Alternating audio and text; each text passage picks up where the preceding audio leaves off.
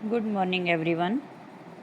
जब मैंने आपको time of supply of goods का टॉपिक कराया था, ठीक है, तो उस टाइम हमारे पास फर्स्ट प्रोविज़न में सेक्शन 31 आया था, यानी कि date of issue of invoice. Invoice की डेट डिटरमाइन करने के लिए हमारे पास दो केस थे, ठीक है। एक कंडीशन तो थी कि जब जो सप्लायर है उसने इनवॉइस इशू कर दिया। सेकंड कंडीशन थी सप्लायर जिसने इनवॉइस इशू नहीं किया है। तो ऐसी कंडीशन में उस सप्लायर को अंडर सेक्शन 31 के अंडर ड्यू डेट या लास्ट डेट तक इनवॉइस इशू करना पड़ता था, ठीक है। तो यहाँ पे जो ड्यू डेट है या ये जो सेक्शन 31 क्या है, इसके अकॉर्डिंग लास्ट डेट या ड्यू डेट कैसे डिसाइड होगी, ये रहेगा हमारा आज का टॉपिक।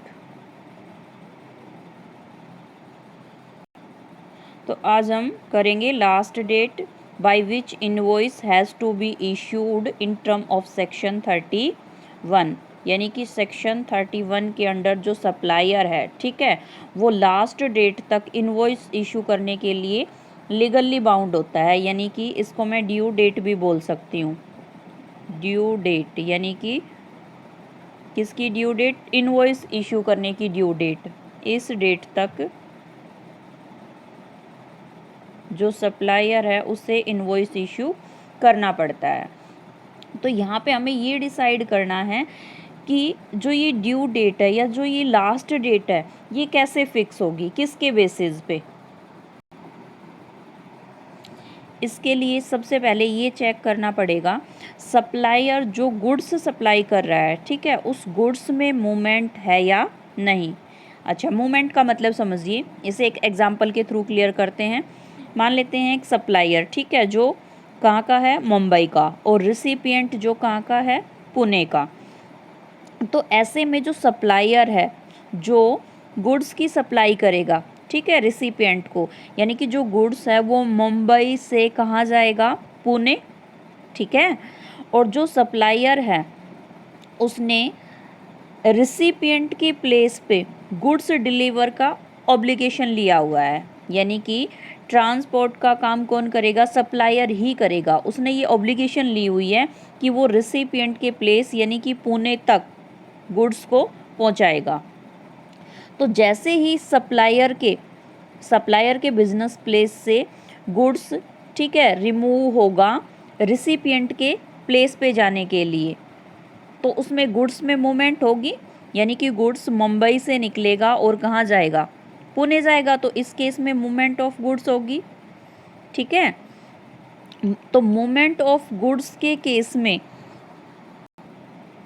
जो ड्यू डेट है वो होगी time of removal of goods from the यहाँ पे आएगा भी बिजनेस प्लेस, ठीक है, बिजनेस प्लेस ऑफ सप्लायर। यानी कि जैसे ही गुड्स सप्लायर के बिजनेस प्लेस से सप्लाई के लिए रिमूवल होगा, यानी कि जिस डेट पे गुड्स को सप्लाई के लिए सप्लायर लोड कराएगा, ठीक है, भाई ट्रांसपोर्ट के थ्रू वो रिसिपेंट के प्लेस तक पहुंचाएगा। तो जिस दिन गुड्स रिमूवल होगा सप्लाई के लिए, यानी कि मुंबई से निकलेगा जिस डेट पर, वही क्या होगी? ड्यू डेट होगी। यानी कि उस डेट पे जो सप्लायर है उसको क्या करना पड़ेगा? इनवॉइस इशू करना पड़ेगा, ठीक है। तो मूवमेंट ऑफ गुड्स के केस में ड्यू डेट क्लियर, जो कौन सी होगी? जैसे ही सप्लायर गुड्स को सप्लाई के लिए रिमूवल करेगा अपने बिजनेस प्लेस से, तो वो इनवॉइस इशू की ड्यू डेट मानी जाएगी। सेकंड केस देखिए, जब गुड्स में मूवमेंट नहीं है या अदर केसेस में, ठीक है। अब कैसे डिसाइड करोगे कि गुड्स में मूवमेंट नहीं है? मान लेते हैं कि जो सप्लायर है वो मुंबई का ही है और जो रिसिपिएंट है वो पुणे का ही है, ठीक है। बट यहाँ पे जो सप्लायर है वो क्या बोलता है कि मैं गुड्स डिलीवर करूँगा एट माई शॉप, अपनी शॉप पे गुड्स डिलीवर करूँगा। यानी कि रिसिपिएंट की ड्यूटी होगी फिर उसको गुड्स को वो पुणे लेके जाए, गुजरात लेके जाए, हमें उस बात से कोई मतलब नहीं है। बस सप्लायर ने ये बोल दिया कि मैं तो अपनी शॉप से ही डिलीवर करूँगा, ठीक है, रिसिपिएंट के प्लेस पे डिलीवर नहीं करेगा। तो ऐसी कंडीशन में गुड्स में मूवमेंट इन्वॉल्व नहीं होगी, और जब गुड्स में मूवमेंट इन्वॉल्व ना हो तो उस टाइम जो ड्यू डेट है वो time of delivery of goods होगी, यानी कि जिस डेट पे सप्लायर रिसिपिएंट को गुड्स डिलीवर करेगा, ठीक है, उसी डेट को उसे इनवॉइस इशू करना होगा। भाई यहाँ ड्यू डेट का मतलब हम क्या पढ़ रहे हैं कि इनवॉइस कौन सी डेट पे इशू करेगा। तो दोनों कंडीशन क्लियर। हाँ जी, इसी केस को हम डायग्राम के थ्रू समझते हैं।